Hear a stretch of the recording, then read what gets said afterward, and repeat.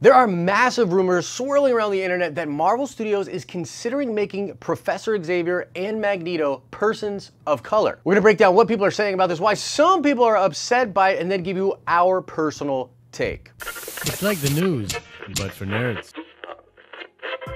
Today's video is produced by Al Schuler, one of our executive producers via Patreon. What's up, everybody? Happy Wednesday to you. I am Josh. Welcome back to the den, and whoa, do we have a spicy one for you today. And real quick, I want to talk about the like button. You hate when I talk about the like button. I hate when I talk about the like button. I hate that YouTube values the like button. Could you just click the like button?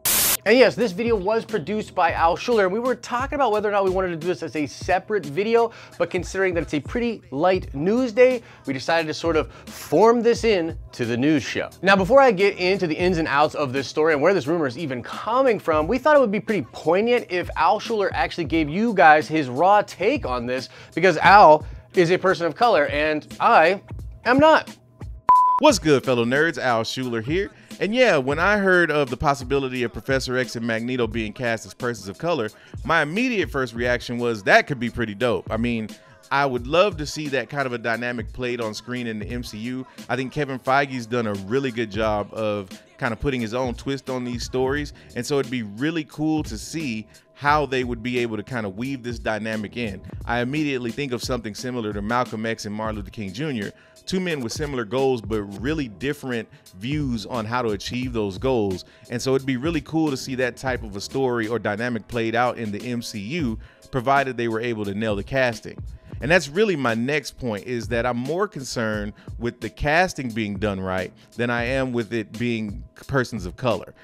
You know, with Robert Downey Jr., he was Tony Stark. You know, same thing with Chris Evans as Captain America, and even Chadwick Boseman as T'Challa. That was believable. You believe these characters on screen. And so with Professor X and Magneto, I want to make sure that I believe I'm watching Professor X and Magneto on the screen.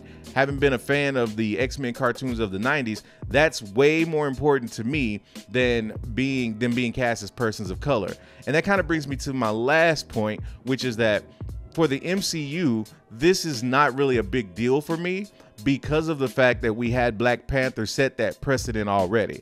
You know, looking at that movie and the way that they were able to showcase Black excellence, African excellence, and put that on screen in such a clean and refined way, something that really had not been done to that level before, that number one settles any concern I have with how it would come across cinematically, but also that precedent has kind of been set. So I'm not as shocked about this possibility as I would be had we not already got something like Black Panther. So really, for me, as long as they nail the casting, as long as these characters are believable, then I think it could be really cool. So I'm very interested to see kind of how it plays out.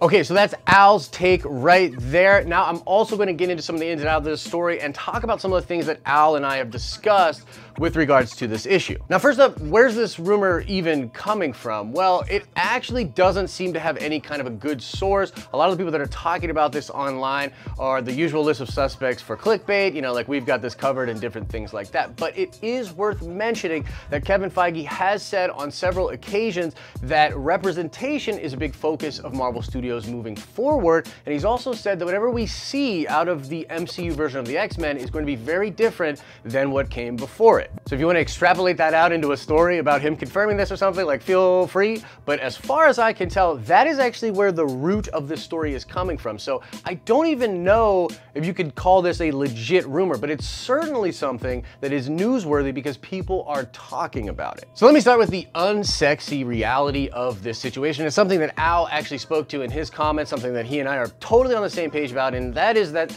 it's really not as important whether or not these characters are cast as any sort of a race. It's way more important the caliber of actors that are brought on for this role. That's not a throwaway point. I mean, one of the things that Fox actually did right was completely nail the casting for Magneto and Professor Xavier freaking twice. So it really behooves Marvel Studios to absolutely nail the casting of these characters. And when it comes to whether or not they should cast someone of color, that's way less of a concern for me and for Al than should they cast someone that makes sense in the role and that can pull off that character. But like I said, that's the unsexy truth. That's not where people click videos. That's not what you want to hear. So let's get into some of the juicy stuff. Okay, so at the root of this problem is something that continues to repeat itself when it comes to comic book characters being cast in general. And this is just a reluctance for people out there and fans to accept anything that just doesn't on the surface make complete and total sense. I mean, this happened with Heath Ledger, this happened with Hugh Jackman, this has happened very often. Ben Affleck, Batman, this continues to be a thing when it comes to comic book characters. I actually think it might have something to do with the fact that comic books has a 75-year plus history and it's a visual medium. So people that grew up reading comic books have visual ideas kind of imprinted in their brain with the way they see these characters.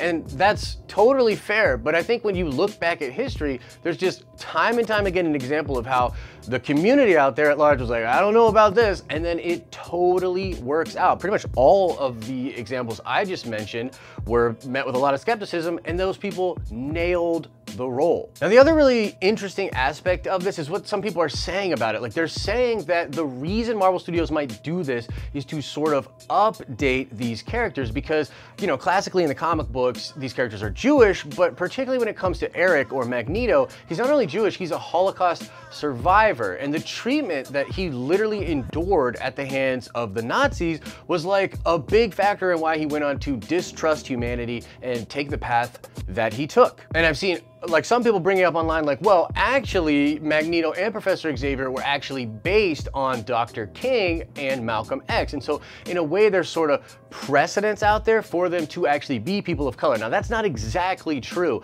Stan Lee certainly did not create those two characters based on Dr. King or Malcolm X. But one of the things that's really interesting about the X-Men in general is that they didn't create the X-Men as an allegory for the civil rights movement, but they quickly realized that it was a perfect allegory for the civil rights movement. And so there was a lot of attention, most notably by Chris Claremont, to develop these characters in a way that did parallel Dr. King and Malcolm X, two people that ultimately wanted the same thing but disagreed on how to get there. So the arguments that are being had online are usually not as nuanced as they need to be. Like, no, they weren't created as copies of these characters. These weren't whitewashed versions of these characters, but it is totally fair to point out that there is a lot of precedence within the history of the X-Men that parallels these two classic figures of history that were persons of color. So in a lot of ways, it kind of makes sense. To me, it doesn't feel like that much of a stretch to consider a new version of these characters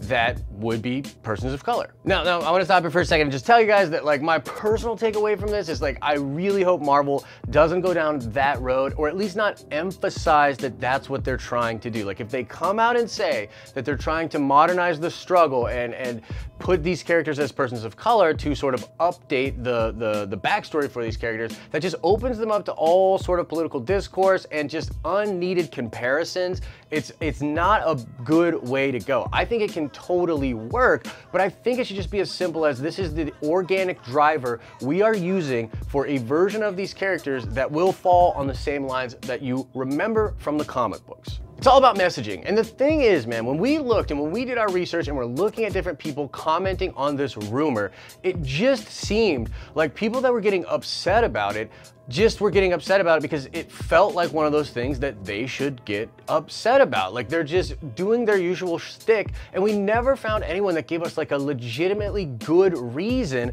as to why Marvel should not do this. And you guys know I've talked about this in the past, the difference between tokenism and representation. What is that difference? What do people ultimately want? Well, I think, and this is something that Al and I both agreed on, talked a lot about, is that you cannot emphasize the social lessons being put in a film above the integrity of the film itself. If you do that, it completely derails the film, and then the representation doesn't even matter because the film isn't even a good film. And so I'd like to believe that a lot of the people out there that are concerned about Marvel making this kind of a move are actually concerned with them not creating an organic way for this to make sense and not creating a version of the characters that puts the characters themselves before the possible social comparisons. And for my own takeaway from it, like when I first heard that Denzel Washington could be Magneto, I was like, nah, I don't know about that. I can't really see it. But the more I thought about it, the more I was like, dude, he could crush it as Magneto. It would certainly be a different Magneto than the Magnetos we had seen before,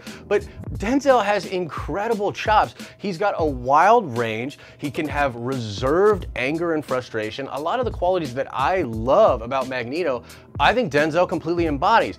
And similarly, there's a lot of rumors about Giancarlo Esposito being Professor Xavier. I'd have to see him screen test that before I could give an objective opinion, but the dude's an incredible actor. I think he could legitimately pull it off. And my thing is, if they do it right and the characters nail it, if these actors nail it, then I don't think anybody will complain. I think we'll all just celebrate this amazing version of these X-Men characters within the MCU. But that's it, guys. That is the news. That is our take on this complicated, sensitive issue about the rumor that Marvel is looking to change Professor Xavier and Magneto to persons of color. We're sure you have an opinion about this. Please let us know your thoughts in the comments section below. And now let's check the nerd card before we get out of here. I want to know, what was the name the Egyptians gave to Apocalypse? He had a pretty cool name given by the Egyptian people. What was that name? Answer that question in the comment section below. And quickly before we get out of here, I do want to remind you guys, this video was produced by Al Schuler via Patreon, and the Patreons help us out a lot and get access to a lot of behind the scenes stuff. If you like the content we're doing here on the channel, you want to support the channel and get some of that behind the scenes goodness, consider checking out the Patreon today. As I always say, I hope you're having an awesome and a nerdy day, and I'll see you in the next video.